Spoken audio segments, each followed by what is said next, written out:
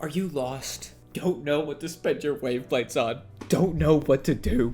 Do you need a shepherd to guide you on where to spend your resources, where to farm, where to put your wave plate energy? Boy, do I got the bid for ya! This video is going to be about essentially generalizing sort of the ways I spend my wave plates at the moment, the ways beginner players should sort of spend their wave plates, and a couple other general tips on like shit you should farm around the map, and like a couple good echo locations to farm. What echoes are pretty good to farm, in my opinion, that I've had great success in farming with. Now, this guide isn't like a end game sort of thing. It's legit just a couple tips I'm throwing out there. Maybe for someone, a couple homies need some help figuring out what they should be spending the wave plates on, maybe kind of stressing out about what to do, because, you know, Wuthering is the kind of game where you spend all your wave plates in one go, and you don't worry about it for a day. So, what I spent all my wave plates on first was essentially going to the trace, getting my character 60, because once you hit, I forgot what level,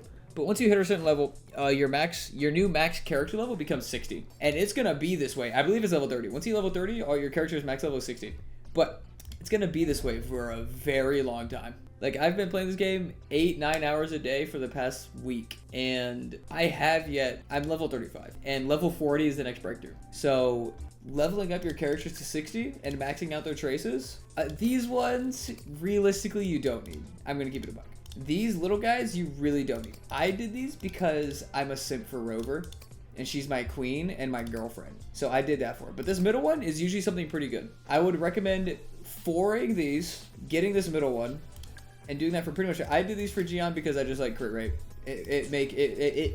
So I'm not doing Gion because I'm just gonna place her at Yinlin, but I still need to get my Calcharo's 4th skill. So essentially what I'm putting my wave plates into at the moment for me is gonna be getting this Monument Bell, because my Gion also needs that. So I'm gonna be getting that weekly mat with those. But what most people, in my opinion, should be farming, let's say for my Encore, for example, I click on her, I click on this little thing, and I just do the forgery challenges. You just go over here, it takes you to where you need to go, and you farm it. And once you get your character to 60 and 4 traced, you don't need to worry about it for a very long time. And it's a really big stat boost. Like, no shit you, my Rover got like a 20% damage increase overall from me getting her traces from like level 2 to level 4. So getting those upgraded is, in my opinion, pretty important. I'm getting my dungeons up there. She's also getting a lot more powerful. But for me, like, maybe read what these do, because this one for me is useless, because I'm not allowed to heal. So this one's useless. I don't need to upgrade this one. Well, let me just say, you should do your DPSs first and foremost for the most part, because if you go over here to the Tower of Adversity, well, I'm sure we all know what that is, right? If I can just go in here just to make sure that everyone knows.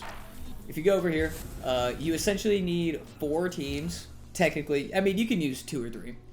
But you essentially need 4 teams, like 4 slots. I would recommend at least minimum 3 DPS to do easily and 2 DPS to do sweatingly if you're very min-maxing for resources. I would recommend, yeah, the 3 is great. If you can get 4, even better. I'm building 4 DPS right now, just because I want to be comfy for a little while. So I'm building 4. But getting these teams filled out is great. And they won't be replaced for at least a little while. So building the standard characters, in my opinion, isn't really a bad idea. Now, what I would recommend working on after sub DPS and healers or after your DPS, your main DPS, I think you should get 2 to 3 at least main DPS leveled up and pretty juiced. Just like my Rover and my Gion are giga juiced, and my Calcharo is also getting giga juiced. He's there. He's gonna be there soon. I would recommend for most people to upgrade, because your sub DPS's job isn't really to do damage. His job is essentially to just buff your main DPS. So I would recommend probably going main DPS into your main healer is what I recommend. So like your Verena or your Baiji or your Tao Chi. Which, respect if you play Tao Chi. Getting them built up, because every support in the game, supports in gacha games are just very vital, especially the early ones. So getting those guys built up will help out a lot. So that my wave plate spending is essentially almost entirely on characters. I would almost never, in general at the moment, I'm not planning on spending my wave plates on any echo farming for the most part. I'm almost entirely doing on leveling up my characters, because the grind to 40 it's going to be at least 2 weeks, or no, 2 weeks, maybe a week. It's at least a week to 2 weeks away. It's a lot of freaking leveling. So we're good for a while leveling up these characters. Echoes that I found a lot of success farming in, like the 1 stars and the 3 stars. Obviously the bosses, everyone just goes the bosses for the first echo. It's almost universal that you just go the boss for the first echo and then you just build however you want on the next one.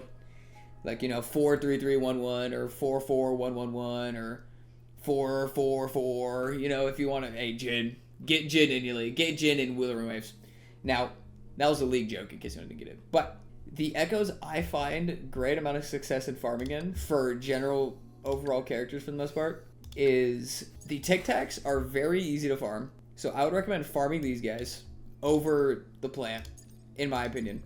The Tic Tacs they spawn in absolute droves, and they're super easy to farm, and they just look really cute, and they're my favorite echo, and this is definitely not biased. Another one I found great success in is the Havoc Dogs.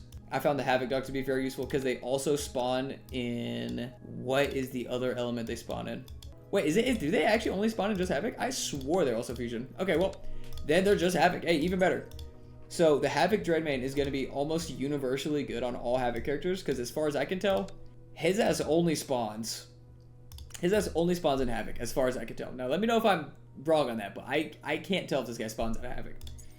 The flower or mushroom little peanuts guy, he's also good to farm for Havoc. So I would recommend also farming him because you also get these little guys. And these little guys can also contribute towards Havoc. So for Havoc people, I would recommend just going this. Super easy to farm. They're all great. And the Dreadmane usually spawns with other dogs, so you can farm them too. Now for lightning characters, to be honest, this Flautist guy, he spawns with all the Tic Tacs for the most. He kind of guides the Tic Tacs. And I find him, especially in Tic Tac Forest, which I showed in my previous video if you want to check that out. But Tic Tac Forest has a lot of these guys, and I find them very easy to farm. And he looks cool also. I mean, he just looks sick. But he's a great 3-star to farm for Electro units. I'm not gonna lie, the bird is really cool, but my luck with this bird is so shit. Either way, the bird, pog to farm. I haven't really found a crazy 1-star that I found to be super easy to farm for the most part for like Electro people, really. Flautist, I would recommend trying to farm for the most part, or in the Huron, because there's not that many Hurons on. There's not even that. It took me like 15 minutes to farm all the Hurons on the whole map.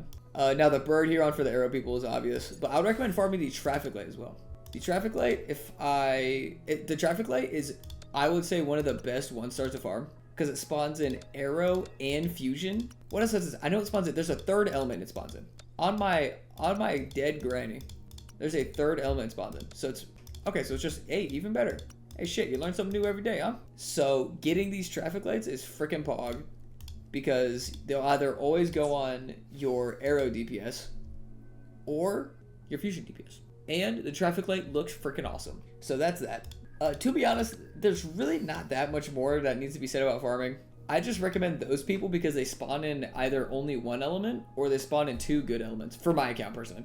For someone else, maybe that you need a different echo. Maybe your favorite echo is different, but those are echoes I would recommend farming. And you can legit just, if you are confused on how to farm for a specific echo, go to your databank, go to this little second tab, track, detect, boom.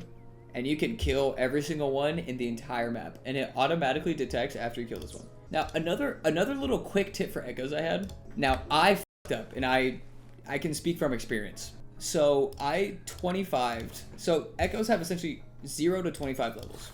And the 15 to 25 leveling is exponentially more expensive, and even more so from the 20 to 25.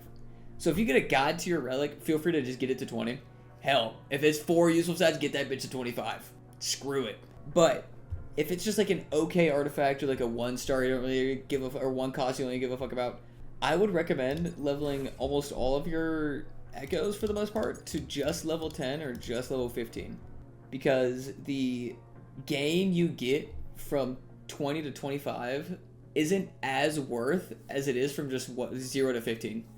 And I've already, if I can just upgrade, I'm already, I'm like okay on echo upgrades. I have like these 2 useless ass echoes that I decided to 15 and 20 because I'm a silly goose. I'm okay on echo XP, but the thing that I'm sort of lacking in if I can quickly just upgrade some random guy. So your arrow. Do I have an arrow stoplight? That's okay. Okay, here we go. All right, so if I can just level this guy up to 5 real quick. Upgrade his S. Yep, very pog. So to be tuned, so these tuners I'm already sort of running a little low on. So I would recommend being very stingy with these as well. So level to 10, level to 15, use 2-3 of them. Try and save them because these are a resource that is likely one that we're going to be needing the entire game. Because that's just, hey, this little tuner, that is the name of the whole game. So making sure you keep these guys around 10, just be careful with your echo resources. I know we want a Gamba, and I love the Gamba personally, but just be careful with your resources.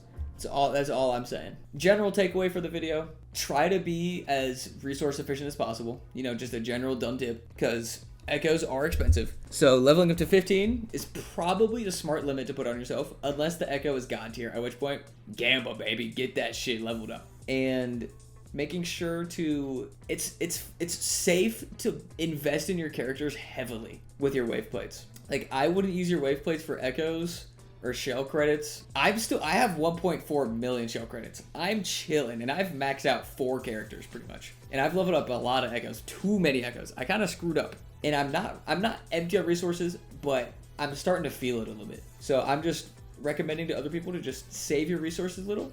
Only 10-15 year echoes, level up the characters that you feel like you're either really like, or just like 2 or 3 main DPS, your main healer, and that's pretty much it. And I'll see you on the next one. Love ya.